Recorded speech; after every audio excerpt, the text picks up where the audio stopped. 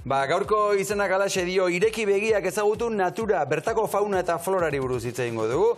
Galtzen ari da, baita ezagutza bera ere, eta horrek kezkatzen gaitu eta kezkatzen ditu gaurko gure gonbidatuak. Eta gure landare eta animaliez gozatzen saiatuko gara beraiekin. Iñaki Arantzadi zientzia elkarteko biologoa da, herpetologia saileko kidea azken 20 urteotan. Biodibertsitateak galtzen ari da, eta dio mundu honetan biziko ezbagina bezala bizi garela. Gurekin da, Iñaki Sanz Azkue. Arratsaldeon, Iñaki. Arratsaldeon. Iñaki, zu biologoa zara, Arantzadi zientzia elkartean, zer egiten duzu zehazki, edo zer egiten duzu, Bueno, herpetologia sailean batez ere anfibiotan arrastiekin egiten dugu lana, ikerketa arloan. Eta nire kasuan batez ere zentratzen ez gehiago bai divulgazioan, hezkuntzan eta sare sozialetan ere ibiltzen gara, zuge argazki eske eta horrelako kontuak. Eta Iñaki, idatzi berri duzun artikulu bat, honela hasten da, irakurri egingo dugu, datuak beldurgarriak dira naturaren kontserbaziorako nazioarteko elkartearen azterketaren arabera, orain arte ebaluatu diren planetako espezien 28 desagertzeko zorian dago. Horrek zesan nahi du, Iñaki? Bueno, horrek esan nahi du, gaudela momentu batean oso garrantzitsua dena eta beste alde batetik, sortzen duena horrelako kezka bat, ez? Espezien ia erena aipatzen dugu, 28 desagertzeko zorian, beste batzuk gainberan, eta horrek esan nahi du biodibertsitate galera baten bete-betean gaudela hor sartuta, ez? Eta, bada arazo bat nazioarte mailakoa, baina bada arazo bat ere modu lokalean eta globalean bilak koordinatuta ekin beharko litzaiokena, ez? Baiz, Iñaki, pentsatzen dut, horre espezio bat desagertzen den momentuan, baten bate pentsa ezakela, ez? Baten galera soilik dela, baina ekosistemaren katean, kate begi bat galtzeak ekarriko du besteen gane eragina ere, ez da? Kontuan izan behar dugu, azkenean biodibertsitatea sistema komplexu bat dela, eta sistema komplexu horren barruan, esan duzun bezala, puzleak baditu hainbat. Atal, puzle horietako zatitxo galtzen dugunean horrek eragin badauka. Kontua da askotan, ez dakigula zer eragin edukiko duen. Bat galtzeak eragin edukiko du, 2, 3, 4 galtzeak zein eragin edukiko duen, agian ez dugu jakingo. Eta pentsatzen dugu noski, Euskal Herriko egoera berdina antzekoa izango dela, ez da? Euskal Herrian gainontzeko herrialdeetan bezala, badago biodibertsitatean galeraren zantzu bat nabaritzen da, egia da, zerrendetan, espezie mehatxatuen zerrendak pixkanaka gora doaz, badaude ere noski, espezie batzuk hobetzeko joera izan dutenak, baina orokorrean esan daiteke gainbera dela ez espezieena bakarrik, ekosistemena, hau da behaien bizitokiena ere, eta kontuan izateko gai bada, dudarik gabe.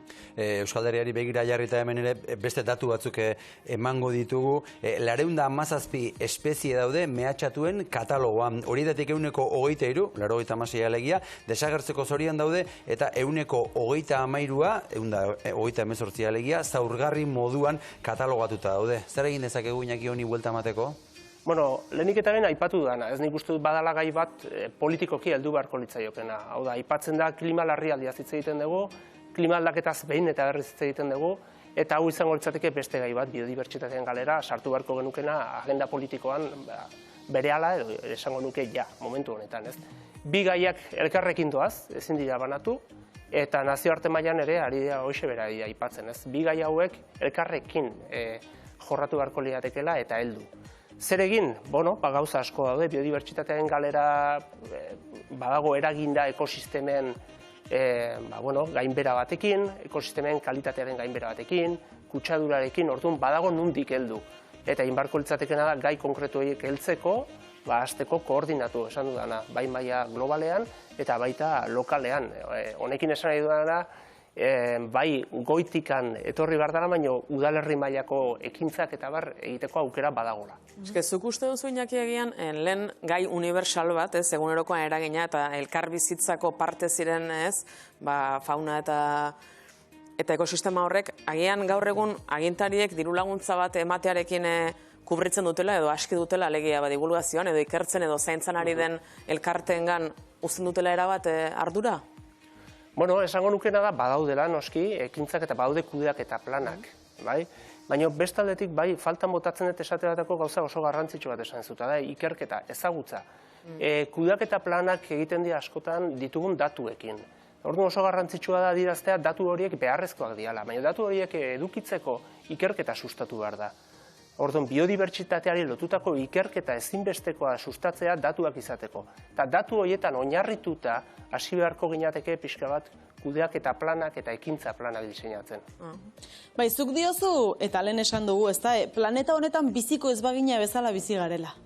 Bai, aipatzen nun gizarte mailan orokorrean, bagaudelako momentu oso kurioso batean esango nuke, zientzia arloan ezagutza gero eta handiagoa da, eta gizarte arloan ordean naturarekiko badago deskonexio sentsazio bat, ez? Gero eta gizaki urbanoagoak gara, eta Euskal Herri mailan zer esanik ez, eremu batzutan gehiago, bestetan baino, eta hor deskonexio horretan ezagutzak edo ez ezagutzak bakarrik, kulturak, naturari lotutako kulturak, biokulturak, deitzen darak, gainbera egin du eta bi belaunalditan barkatu, gainbera orokorra izan da.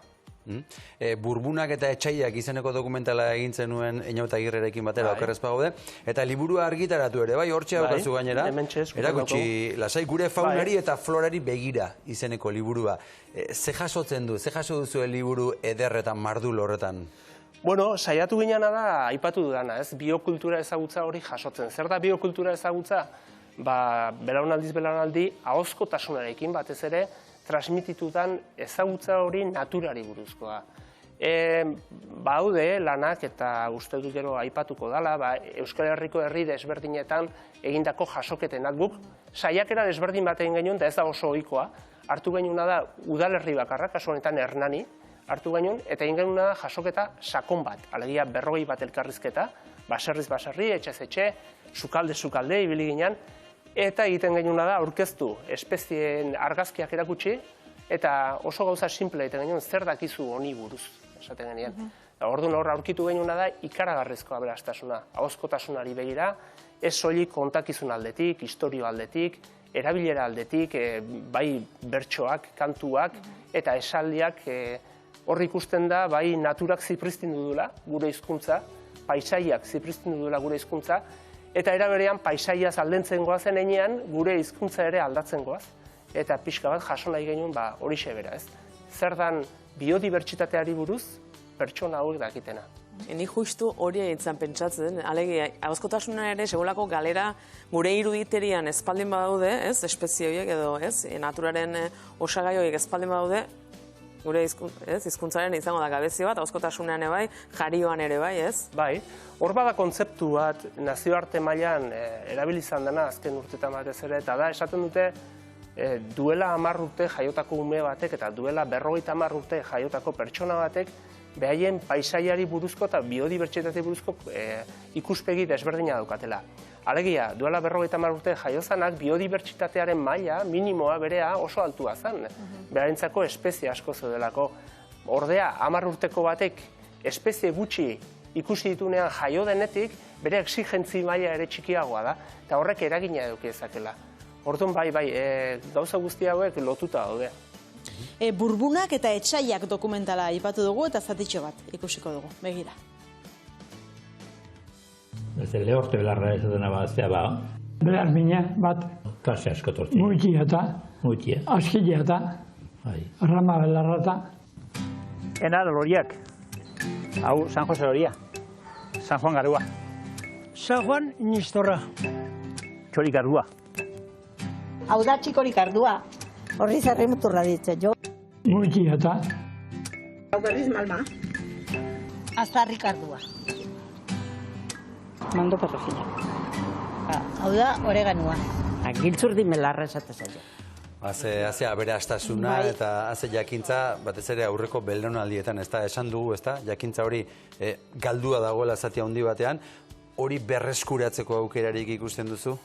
Bai, eta hezkuntza arloan ere lanean aritzen ganean jorratzen dugu pixka bat gaia, ez? Alfabetatze ekologikoa, deitzen zaio gai horri, gai oso konkretua da, ez du bakarrik espezieetaz hitz egiten, baizik eta espezieen arteko erlazioaz eta bar, baina une honetan bai saiatzen ari garena da bertako espezieekin jorratzen gaiak.